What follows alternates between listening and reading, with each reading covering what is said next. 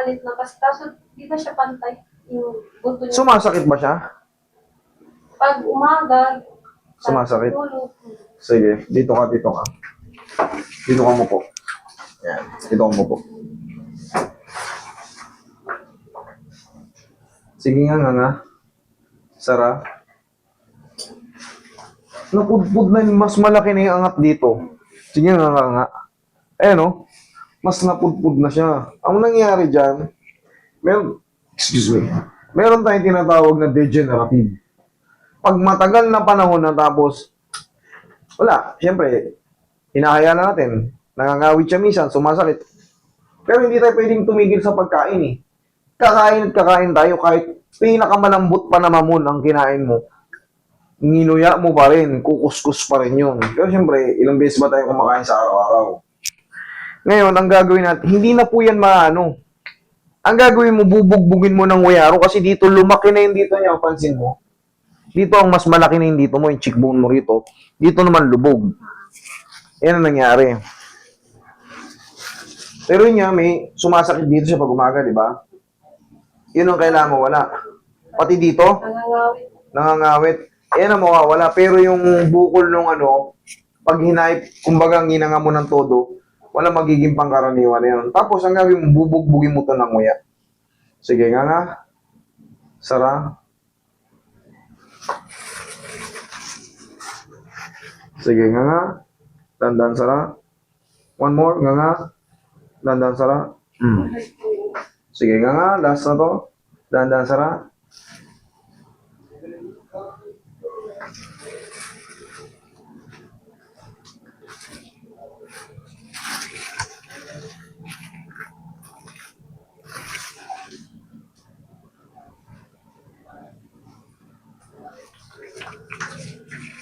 Relax lang. Sige, higa kang patagilid, harap ka rito. Pagka rito. Yan ang patagilid. Nganga ka lang ng konti, ganito. Huwag mong lalakyan ng nganga. Nganga ka lang ng half nganga. Sige, half nganga. Konti pa. Yan, dahan-dahan sara. One more, last na. Nganga. Sige pa, konti pa. Yan. Sarado. Sara. Sige, straight ka lang. Straight. Ngayon, nganga ka ng malaki. Sige, nganga. Sara. Higa kang patagilid. Sobra, konti.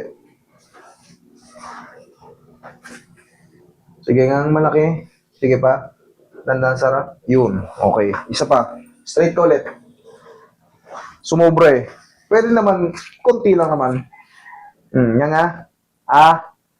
Sara. Okay, upo ka. Sakto na. Dito ka. Dito lang tama.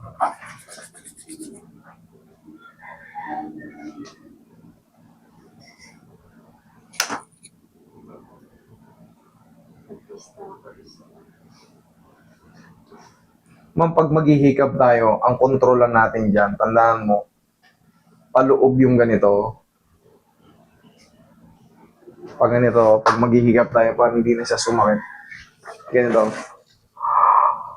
Okay, laki mo. Yan, kahit anong nga mo, o kahit anong mo, basta palagi pag nga tayo, dayain nyo na. Tapos, pag kunyari nangangawit yung panga nyo, palagi yung inganga ng pag no? Basta palagi itong padiin to. Kahit gaano kalaki, basta mauunang diinan mo to. Okay? Nganga kang malaki. Sara. Wala masakit? Wala. Yung isang... Ma'am, yan na po yung tinatawag na Ito naman ang bugbugin mo ngayon ng nguya. Para maging balance. Kasi dito, sa totoo lang itong cheekbone mga to, medyo lumaki siya. Kaya parang asymmetrical na yung mukha mo. Ang gagawin natin dito, ito, mag-chiclet ka palagi. Dito mo kainan ng chiclet. Pero hindi yan overnight na malaki ka agad. Para ka lang nag-gym. Nguya ka na ng chiclet o yung bubble gum. kahit sa unang pagkakataon, pansin mo, ngawit na yung muscle mo dito sa panga. Pero sundan mo lang ulit kinabukasan. Basta nangangawit lang, okay lang. Pero yung masakit na yung dito mo, hindi po pwede. Kailangan yung muscle, parang yung muscle mo na napagod, okay lang yung paramdam na yun. Sundan mo lang ulit kinabukasan para mabilis siya mag-muscle dito. Kasi yung cheekbone mo rito maliit. Tingnan mo sa kuha ng video mo. Dito mas malaki yung dito mo. Dito mas manipis. Ito nga habulin natin. Dito kang mumuya Pero ngayon, gano'n nga. Wala naman masakit. Okay naman siya.